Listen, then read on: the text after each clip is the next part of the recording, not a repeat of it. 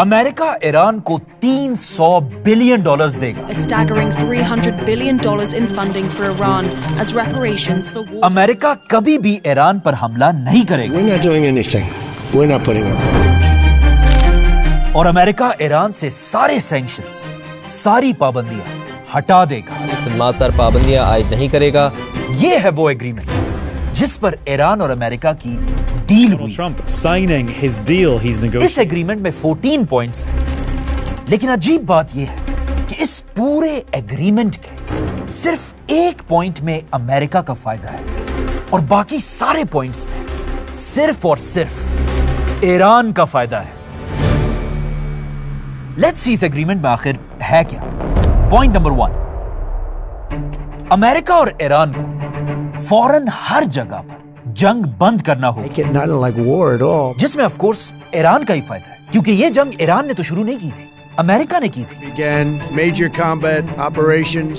Point number 2, America और Iran दोनों एक दूसरे के इंटरनल मसलों में टांग नहीं We अड़ाएंगे। have our deal done with Iran. ये भी ईरान की ही जीत है, क्योंकि ईरान ने तो कभी अमेरिका को कुछ नहीं किया, We have been under the United States and Israeli aggression for the last couple of days. बल्कि सिर्फ अमेरिका ही पहले दिन से ही ईरान के मसलों में इंटरफेयर कर रहा था Imminent threats from the Iranian regime. और ईरान की अवाम को ईरान के खिलाफ बगावत करने पर उकसा रहा था। America is backing you with overwhelming strength and devastating force. बल्कि ट्रंप ने खुद ट्वीट भी किया था कि ईरान की अवाम निकलो और अपने लीडर खामेनाई के खिलाफ बगावत करो। Donald Trump has urged protesters to keep taking to the streets. Point number 3, America और ईरान को 60 दिनों के अंदर डील करनी होगी। There's a 60-day pause on any sort of fighting or military action. That's made very clear in one of the initial points. जो again Iran के लिए अच्छी बात है। Sign a deal on Wednesday, June 18. Point number 4, America ने जो Iran की navy का ब्लॉकेड किया था उसे फौरन खत्म करना होगा, The U.S. blockade in the Strait of Hormuz has officially been lifted. जिससे ऑफ कोर्स ईरान की नेवी और फौज एक बार फिर आजाद हो जाएगी और ईरान के सारे बड़े बड़े पोर्ट्स खुल जाएंगे। Point number 5, Iran strait of Hormuz को 100% खोल देगा The U.S. announced today that it's lifting the blockade of the Strait of Hormuz और यहां से हर बहरी जहाज को गुजरने देगा। of the Strait of Hormuz to let ships pass through. इस पॉइंट को ट्रंप अमेरिका में अपनी जीत दिखा रहा है। We reached an agreement with Iran that achieves everything we set out to accomplish, everything and much more. लेकिन ये एक बहुत ही स्टूपिड बात है, क्योंकि इस जंग से पहले भी स्ट्रेट ऑफ हुर्मुज इसी तरह खुली हुई थी और ईरान ने भी मजबूरन सिर्फ इस जंग की वजह से इस स्ट्रेट ऑफ हुर्मुज को बंद किया था। All navigating through the Strait of Hormuz is forbidden. बल्कि ईरान तो खुद चाहता है कि ये जंग जल्द बंद हो ताकि वो ये स्ट्रेट खोलकर यहाँ से बिजनेस कर सके। मतलब ईरान खुद चाहता है कि ये स्ट्रेट खुल जाए, तो ये पॉइंट भी ईरान की जीत है। पॉइंट नंबर 6, हाँ ये सबसे खतरनाक पॉइंट है। इस पॉइंट में ट्रंप कहता है कि अगर ईरान ने अच्छा बिहेव करना शुरू किया तो जंग के बाद अमेरिका ईरान को दोबारा बिल्ड करने के लिए $300 बिलियन भी दे सकता है। ये बहुत अजीब बात है, अमेरिका ऐसा क्यों करेगा? Only $300 billion fund.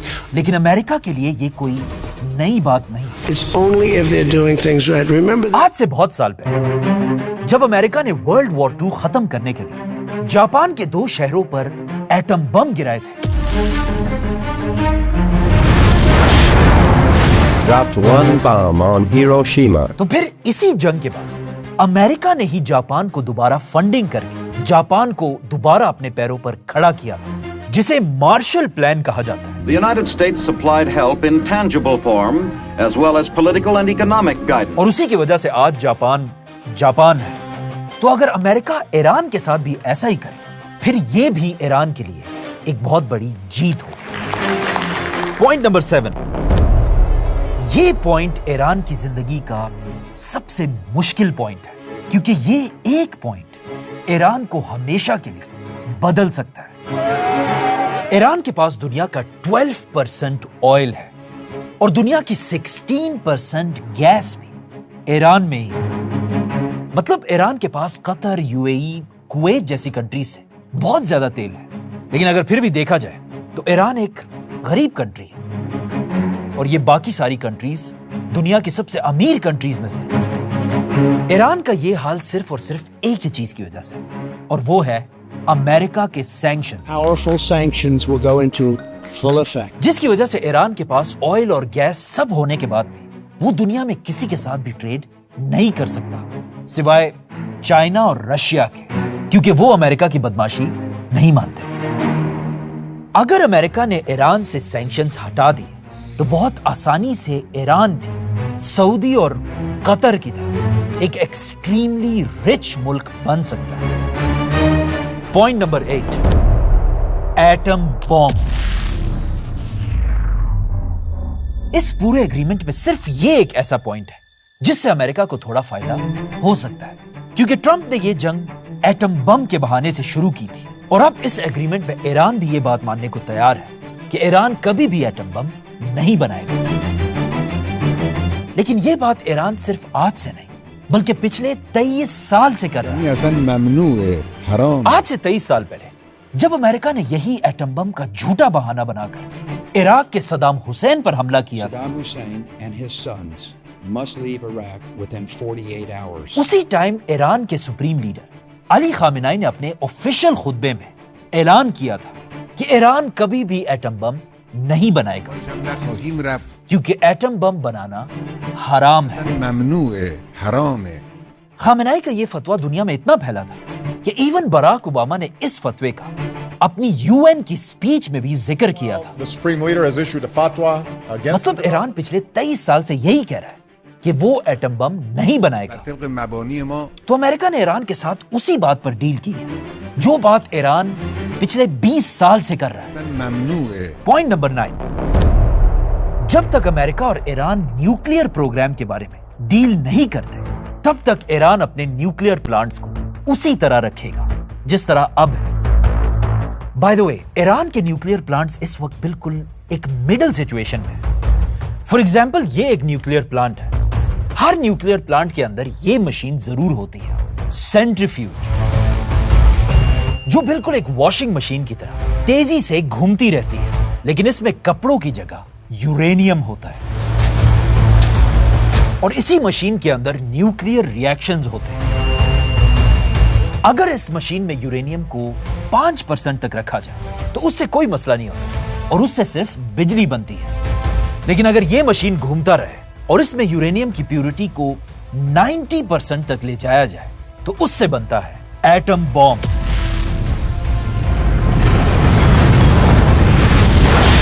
ईरान के न्यूक्लियर प्लांट्स में इस वक्त यूरेनियम 60% पर रखा है, मतलब एटम बम के बहुत ही करीब। लेकिन ऐसा सिर्फ ईरान अमेरिका और इजराइल को डराने के लिए कर रहा है, और या क्या पता एक दिन ईरान एटम बॉम्ब बना भी दे। पॉइंट नंबर 10, अमेरिका ईरान पर कोई भी नए सैंक्शंस नहीं लगाएगा, जो अगेन ईरान की जीत है। पॉइंट नंबर 11, अमेरिका ईरान के उन सारे पैसों को रिलीज कर देगा जो अमेरिका ने ईरान पर पाबंदियों की वजह से ब्लॉक कर दिए थे। अल जजीरा की रिपोर्ट के मुताबिक ईरान के इस वक्त $100 बिलियन से भी ज्यादा पैसा अमेरिका ने बंद किया हुआ है। मतलब ईरान को $100 बिलियन वापस मिल सकते हैं, जो अगेन ईरान की ही जीत है। पॉइंट नंबर 12, अमेरिका और ईरान कुछ लोगों को सेलेक्ट करेंगे जो इस डील पर साइन करेंगे, नॉट इंपॉर्टेंट। पॉइंट नंबर 13, दोनों साइड्स आपस में बड़ी निगोशिएशंस के लिए तेजी से आगे बढ़ेंगे, अगेन नॉट इंपॉर्टेंट। और आखिरी पॉइंट यह है कि यह एग्रीमेंट यूएन से साइन की जाएगी। मतलब इन 14 पॉइंट्स में कोई भी ये आसानी से देख सकता है कि इस एग्रीमेंट में सिर्फ एक ही पॉइंट अमेरिका की फेवर में और बाकी 13 पॉइंट्स ईरान की फेवर में। लेकिन ये एग्रीमेंट होना अब भी इतना आसान नहीं, क्योंकि जितना हम सब इस एग्रीमेंट की वजह से ईरान के लिए खुश हैं, उतना ही एक आदमी इस वक्त दुनिया में चीख चीख कर रो रहा है, इजराइल का प्राइम मिनिस्टर नेतन्याहू। और बिल्कुल पहले की तरह वो अब दोबारा कोशिश कर रहा है कि किसी तरह ये एग्रीमेंट भी टूट जाए और अमेरिका और ईरान की दोबारा जंग शुरू हो। यहां पर एक चीज नोट करना लाजमी है। जब पूरी दुनिया ईरान की तरफ देख रही थी, नेतन्याहू ने छुपकर अपनी फौज को लेबनान पर हमला करने का हुक्म दिया। पहले तो यह हमला जहाजों और ड्रोन से हो रहा था, लेकिन फिर इजराइल की फौज लेबनान के बॉर्डर को क्रॉस करके अंदर घुस गई और वहां हजारों लोगों को शहीद करके इजराइल ने लेबनान से यह सारा इलाका छीन लिया। मतलब अमेरिका और ईरान की जंग में इजराइल लेबनान को फतह कर रहा है और अभी इस वक्त भी इजराइल की फौज लेबनान के अंदर बैठी हुई है। मतलब इजराइल का साइज और भी बढ़ चुका है।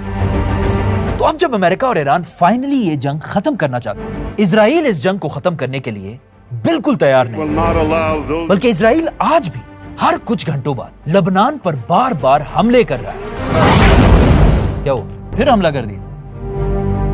बल्कि अब इजराइल इतना फ्रस्ट्रेट हो चुका है कि इजराइल के पार्लियामेंट में मिनिस्टर्स खुलकर अमेरिका और ट्रंप के खिलाफ बातें कर रहे हैं और इजराइल को चुप करने के लिए अमेरिका का वाइस प्रेसिडेंट इजराइल को ही धमकियां दे रहा है। Netanyahu is fuming. आज से 3 महीने पहले ये जंग तब शुरू हुई थी जब सुपर पावर अमेरिका और इजराइल ने मिलकर अकेले ईरान पर हमला किया था। लेकिन आज ये जंग खत्म ऐसे हो रही है कि अमेरिका और इजराइल आपस में लड़ रहे हैं और वो अकेला ईरान ये जंग जीत रहा है। लेकिन इस जंग से एक चीज हम सबको सीखनी चाहिए कि सिर्फ कतर और पाकिस्तान के अलावा इस पूरी जंग में ईरान की किसी भी मुसलमान मुल्क ने थोड़ी सी भी मदद नहीं की। Islamabad attaches. और मदद तो क्या, कुछ मुसलमान कंट्रीज ईरान के ही खिलाफ खड़े He's fighting with us, by the way. Saudi Arabia has been. और कुछ फेमस मुसलमानों ने तो ईरान के खिलाफ ट्वीट्स और गाने भी रिलीज किए। लेकिन फनी बात यह है कि इन ट्वीट्स और गानों के कमेंट्स हमेशा बंद रहते थे, क्योंकि उन्हें पता था कि पूरी दुनिया के मुसलमान इस जंग में इजराइल और अमेरिका के खिलाफ ईरान के साथ ही खड़े हैं। सब्सक्राइब।